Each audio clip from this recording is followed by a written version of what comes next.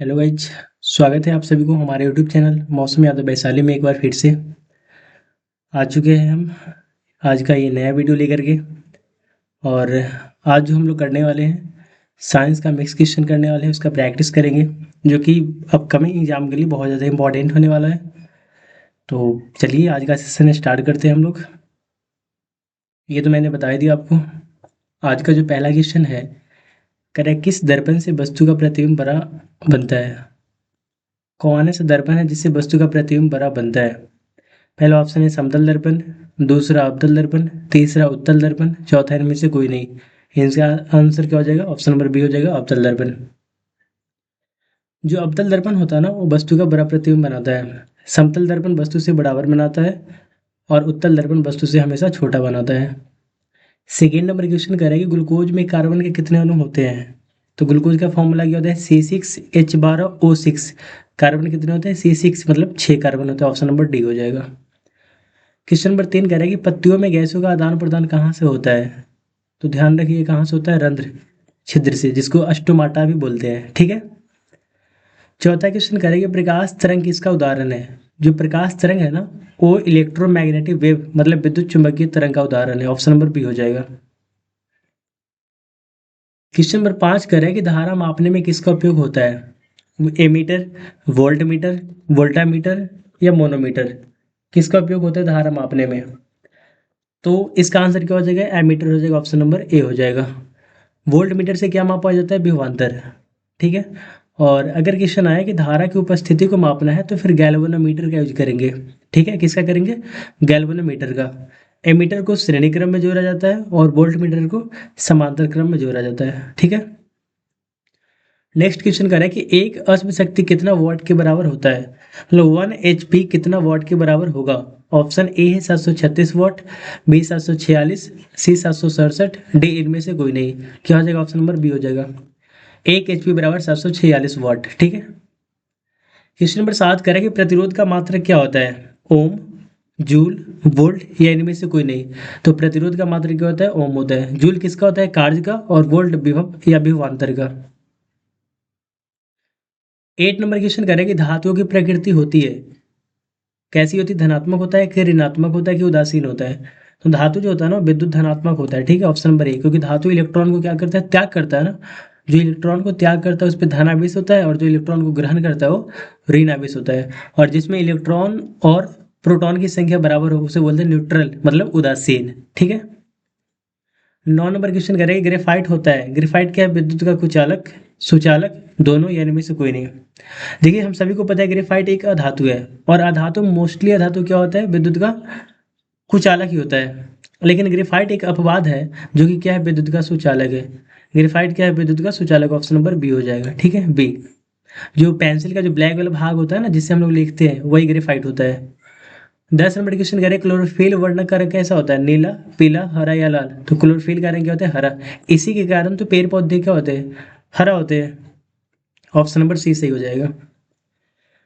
11 number question कह रहे हैं कि आहार नाल का सबसे लंबा भाग कौन सा होता है? ग्रसनी, अमाशय, छोटी आंत, ग्रसनली। ऑप्शन क्या हो जाएगा? सी छोटी आंत हो जाएगा। आहार नाल की जो लंबाई होता है ना, लगभग 8 से 10 मीटर तक होता है, जिसमें 7.5 मीटर लंबा कौन होता है? छोटी आंत होता है। ऑप्शन नंबर सी हो जाएगा।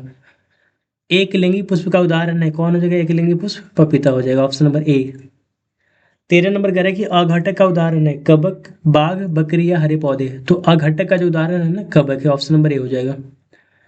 14 नंबर क्वेश्चन कह रहा है कि विद्युत धारा उत्पन्न करने की युक्ति को क्या कहते हैं? जनित्र कहते हैं।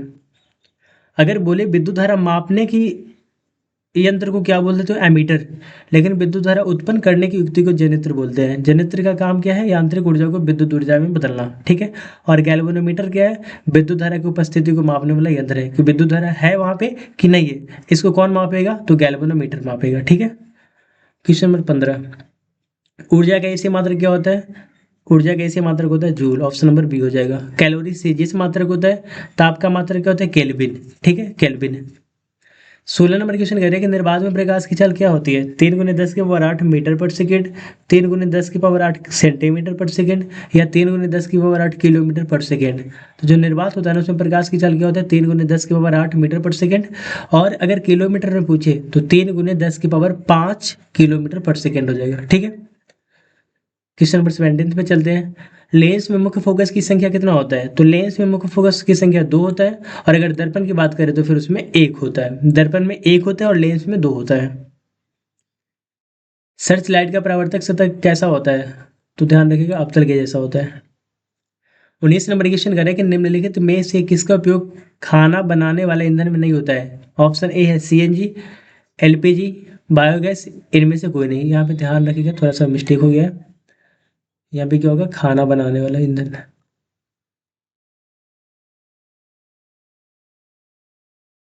तो किसका नहीं होता है? सीएनजी का। सीएनजी का फुल फॉर्म क्या होता है? Compressed natural gas. और इसमें सबसे ज़्यादा कौन सा अवयव होता है? मीथेन, लगभग 80 to 85% होता है। एलपीजी का full form liquefied petroleum gas, और इसमें जो मेन अवयव होता है ना वो ब्यूटेन होता है, जिसका फॉर्मूला C4H10 होता है। ठीक है, 20 नंबर क्वेश्चन करें, घरों में विद्युत से दुर्घटना किसके कारण होता है? किसके कारण होता है? शॉर्ट सर्किट के कारण। ऑप्शन नंबर बी हो जाएगा। 21 नंबर क्वेश्चन करें कि आंख किसके जैसा व्यवहार करता है? तो आंख जो है ना उत्तल लेंस के जैसा बिहेव करता है। ऑप्शन नंबर बी हो जाएगा।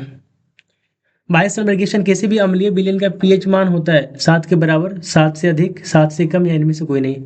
तो जो अम्लीय विलेन है ना उसका पीएच मान कितना होता है? 7 से कम होता है। और क्षारीय विलेन का पीएच मान 7 से अधिक होगा, और उदासीन विलेन का पीएच मान 7 के बराबर होगा। ठीक है, अम्लीय का 7 से कम, उदासीन का 7 के बराबर, और क्षारीय का 7 से अधिक होता है। ये बता सकते हैं कि पीएच स्केल दिया था किसने? तो ध्यान रखिएगा, सोरेनसन साहब ने दिया था। कौन? सोरेनसन। ठीक है, 23 नंबर क्वेश्चन कह रहा है कि विद्युत बल्ब में फिलामेंट का जो तार होता है ना क्या चीज का बना होता है? तो टंगस्टन का बना होता है। और टंगस्टन का संकेत क्या होता है? डब्लू। टंगस्टन का ही क्यों बना होता है? क्योंकि इसका जो गलनांक है ना बहुत ज़्यादा होता है, लगभग 3600 डिग्री सेल्सियस होता है। 3500 से 3600 डिग्री सेल्सियस इसका गलनांक होता है। 24 नंबर क्वेश्चन कह रहा है कि शक्ति का ऐसी मात्रक क्या होता है? तो शक्ति का मात्रक जूल होता है, या किलोवाट घंटा, या किलोवाट, या इनमें से कोई नहीं। तो शक्ति का मात्रक होता है किलोवाट। किलोवाट घंटा ऊर्जा का मात्रक होता है, और जूल किसका मात्रक होता है? कार्य का, कार्य या ऊर्जा का। ठीक है, 25 नंबर कह रहे हैं श्वेत रंग कितने रंगों के मेल से बना होता है? जो एक व्हाइट रंग होता है ना कलर, वो 7 रंगों के मेल से बना होता है। कौन कौन? बैगनी, जामुनी, नीला, हरा, पीला, नारंगी और लाल। ये 7 रंगों से बना होता है। मैग्नीशियम पाया जाता है कहाँ? पाया जाता है क्लोरोफिल में। आरबीसी, ये रेड जो ब्लड सेल है, लाल रक्त कण, आरबीसी का जीवन काल कितना दिन तक होता है? 120 दिन तक होता है। और ये रेड क्यों होता है? हीमोग्लोबिन के कारण होता है। ठीक है, डब्ल्यूबीसी का जीवन काल कितना दिन तक होता है? लगभग 13 से 20 दिन तक होता है। और ये कलरलेस होता है। पृथ्वी पर ऊर्जा का मुख्य स्रोत क्या है? तो ऑप्शन बी सूर्य हो जाएगा। बैटरी से किस प्रकार की धारा निकलती है? दिष्ट धारा। ऑप्शन नंबर ए हो जाएगा। बैटरी में कौन सा अम्ल पाया जाता है? ये अगर पूछेगा तो होता है सल्फ्यूरिक अम्ल। सल्फ्यूरिक अम्ल का रासायनिक सूत्र क्या है? H2SO4 है। दिष्ट धारा क्या होता है? तो दिष्ट धारा एक ऐसी धारा है ना जो एकदम सीधा निकलता है, जैसे जो बैटरी से धारा निकलता है वो दिष्ट धारा होता है।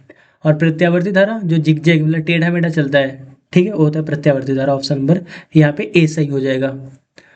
19 नंबर क्वेश्चन कह रहा है कि विभवांतर का ऐसी मात्रक क्या होता है? सबको पता है वोल्ट है। एम्पियर किसका होता है? धारा का। जूल कार्य या ऊर्जा का होता है। कौन विद्युत का सर्वोत्तम सुचालक है? ऑप्शन नंबर बी हो जाएगा एजी। एजी फॉर आर्जेंटम। और आर्जेंटम किसको बोलते हैं? सिल्वर को बोलते हैं। निम्न में से कौन उत्सर्जी अंग है? ब्रिक, अगर न्यास है, आंख, या इनमें से कोई नहीं। उत्सर्जी अंग कौन सा है? ब्रिक है। इंसुलिन की कमी से कौन सा रोग होता है? मधुमेह। घींगा किसकी कमी से होता है? आयोडीन की कमी से। ठीक है, क्वेश्चन नंबर 33 कह रहा है समतल दर्पण द्वारा बना प्रतिबिंब होता है काल्पनिक, वास्तविक, दोनों, या इनमें से कोई नहीं। देखिए, समतल दर्पण हमेशा वस्तु के बराबर प्रतिबिंब बनाता है, और वो आभासी या फिर काल्पनिक होता है, और वस्तु के बराबर होता है। ठीक है, ऑप्शन नंबर यहाँ पे क्या हो जाएगा? ए हो जाएगा। समतल दर्पण कैसा प्रतिबिंब बनाता है? काल्पनिक। और पार्श्व भी उल्टा भी बनाता है, ध्यान रखिएगा। क्वेश्चन नंबर 34 कह रहा है कि विद्युत धारा का मात्रक क्या होता है? विद्युत धारा का मात्रक ओम होता है। ऑप्शन नंबर सी हो जाएगा। वोल्ट किसका होता है? विभव या विभवांतर का। ओम प्रतिरोध का, और वाट शक्ति का होता है। 35 नंबर क्वेश्चन कह रहा है कि वायुमंडल में कार्बन डाइऑक्साइड की मात्रा कितना होता है? 0.03%। ऑप्शन नंबर सी हो जाएगा। स्वपोषी पोषण के लिए आवश्यक क्या क्या है भाई? कार्बन डाइऑक्साइड, क्लोरोफिल, सूर्य का प्रकाश और इनमें से सभी। तो आंसर क्या हो जाएगा इसका, इनमें से सभी। एक चीज और होता है जिसका नाम है क्या, जल। एक चीज और होता है जल। चार चीज होता है स्वपोषण के लिए, प्रकाश संश्लेषण के लिए, ठीक है। यानी 36 का जो ऑप्शन हो जाएगा डी हो जाएगा, इनमें से सभी। 37 नंबर क्वेश्चन कह रहा है कि मनुष्य की शरीर की सबसे बड़ी ग्रंथि कौन सा है, तो कौन सा, लीवर। और पित्तरस कहाँ से स्रावित होता है, लीवर से ही। यूरो से गेंद का संबंध किससे, वायु प्रदूषण, ऑप्शन नंबर ए हो जाएगा। 39 नंबर क्वेश्चन कह रहे हैं कि स्पेक्ट्रम प्राप्त करने के लिए किसका उपयोग होता है, प्रिज्म का। जैसे प्रिज्म से क्या होता है, एक व्हाइट कलर गुजारा जाता है और व्हाइट कलर 7 रंगों में विभक्त हो जाता है, यही स्पेक्ट्रम कहलाता है। 40 नंबर क्वेश्चन है, निम्नलिखित में कौन अधातु है, कौन हो जाएगा, कार्बन। मतलब जिसकी बाहरी कक्षा में 1 2 3 इलेक्ट्रॉन होना वो धातु कहलाएगा, और जिसके बाहरी कक्षा में 4 5 6 7 हो वो अधातु या फिर उपधातु कहलाएगा। यानी ऑप्शन नंबर यहाँ पे क्या हो जाएगा, एक कार्बन क्या है, अधातु है। 41 नंबर क्वेश्चन कह रहा है कि निम्न में से किस माध्यम में प्रकाश की चाल अधिकतम होगा, तो क्या हो जाएगा आंसर, हवा।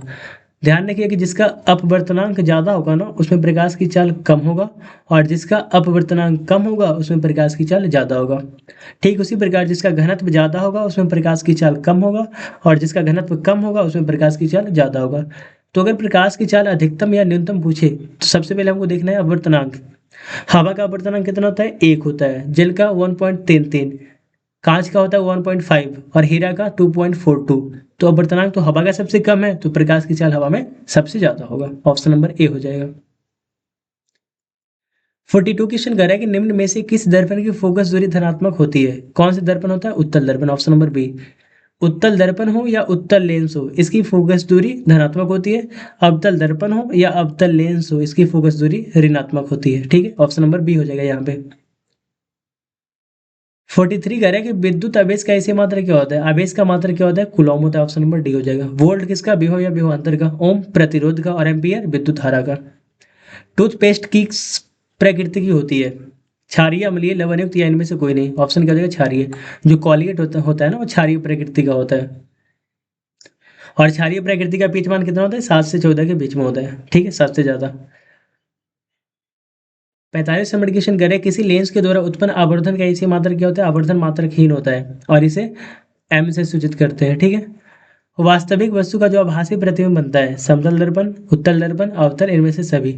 आभासी प्रतिबिंब समतल दर्पण भी बनाता है, उत्तल दर्पण भी बनाता है, और अवतल अवतल टोटल 6 प्रतिबिंब बनाता है, 6 में 5 वास्तविक होता है और एक आभासी होता है जो दर्पण के पीछे बनता है सबसे बड़ा।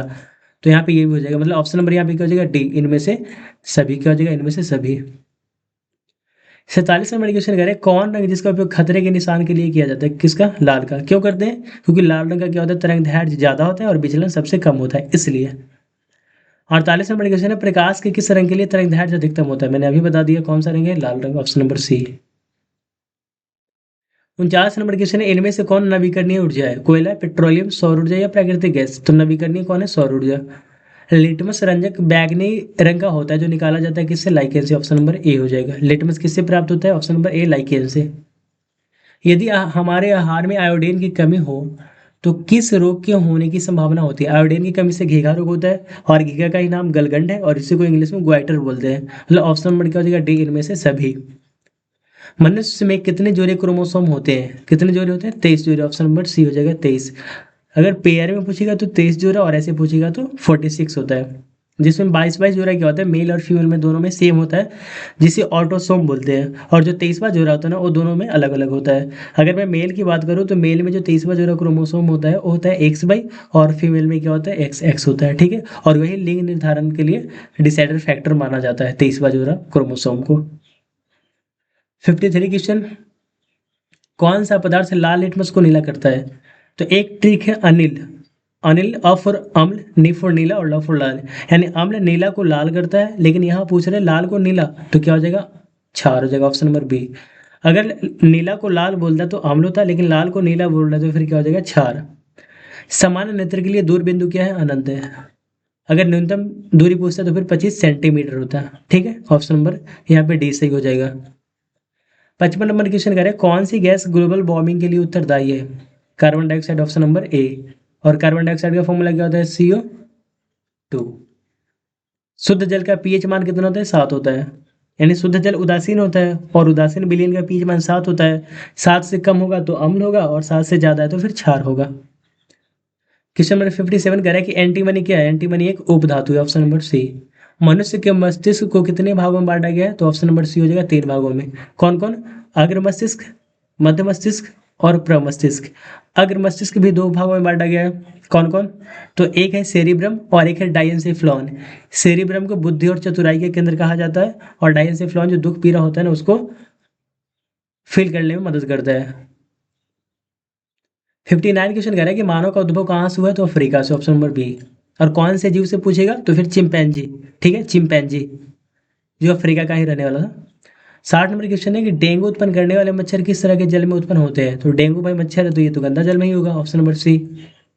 61 कह रहा है कि निम्नांकित में किस धातु को केरोसिन में डुबोकर रख सकते हैं? किसको? सोडियम को। क्योंकि अगर सोडियम को केरोसिन से बाहर रखेंगे ना तो ये बहुत ज़्यादा रिएक्टिव एलिमेंट होता है, बहुत जल्दी अभिक्रिया कर लेता है, इसलिए इसको केरोसिन तेल में रखा जाता है। और सोडियम का संकेत Na होता है, परमाणु संख्या 11 और परमाणु द्रव्यमान संख्या 23। मैग्नीशियम का संकेत Mg, पारा का Hg और टंगस्टन का मैंने बताया था W होता है। व्हाट? W। 62 नंबर क्वेश्चन कह रहा है कि अपमार्जकों से बने होते हैं surf excel, shampoo, easy surf या इनमें से सभी? तो ऑप्शन डी हो जाएगा इनमें से सभी। 63 नंबर क्वेश्चन कह रहा है कि सौर सेल में किसका उपयोग होता है? तो सिलिकॉन का करते हैं। किसका करते हैं? सिलिकॉन। श्वसन के दौरान कौन सी गैस निकलती है? Carbon dioxide. और लेते हैं कौन सा? ऑक्सीजन। अगर निकलने की बात करेगा तो कार्बन डाइऑक्साइड और अगर लेने की, ग्रहण करने की बात बोले तो ऑक्सीजन हो जाएगा, ऑप्शन नंबर डी। लेकिन क्वेश्चन के अनुसार यहाँ पे ऑप्शन नंबर ए सही हो जाएगा। ठीक है। 65 करेंगे मानव में गर्भ की अवधि कितनी होती है? 270 दिन, 290, 200 या 245? हम सभी को पता है कि गर्भ का जो अवधि होता है ना 9 महीना होता है। 1 महीना में 30 दिन तो 9 महीना में 9 गुने 30 मतलब 270 दिन, ऑप्शन नंबर ए हो जाएगा। किसी उत्तल लेंस की फोकस दूरी हमेशा होती है, मैं पहले बता चुका हूं कि उत्तल लेंस हो या उत्तल दर्पण हो, फोकस दूरी क्या होता है? धनात्मक होता है। और अवतल लेंस हो या अवतल दर्पण हो, फोकस दूरी ऋणात्मक होता है। 17 नंबर क्वेश्चन कह रहे हैं कि आकाश का रंग नीला क्यों दिखाई देता है? तो इसका आंसर क्या हो जाएगा? प्रकाश के प्रकीर्णन के कारण। अगर बोले कि तारा टिमटिमाता हुआ नजर क्यों आता है? तो वायुमंडलीय अपवर्तन के कारण। ठीक है। हीरा का अपवर्तनांक कितना होता है? सबको पता है 2.42 होता है। 69 नंबर क्वेश्चन कर रहा है प्रतिबिंब की ऊंचाई और वस्तु की ऊंचाई के अनुपात को क्या कहते हैं? आवर्धन, ऑप्शन नंबर सी। और आज का जो लास्ट क्वेश्चन है, सेव में कौन सा अम्ल होता है? सिट्रिक अम्ल, मैलिक अम्ल, टार्ट्रिक अम्ल या लैक्टिक अम्ल? तो ये क्वेश्चन का आंसर आप लोग कमेंट बॉक्स में दीजिएगा और कमेंट करके बताइए कि आज का सेशन कैसा रहा। थैंक यू सो मच, फिर मिलते हैं अगले वीडियो में। Thank you so much, love you, take care, bye bye.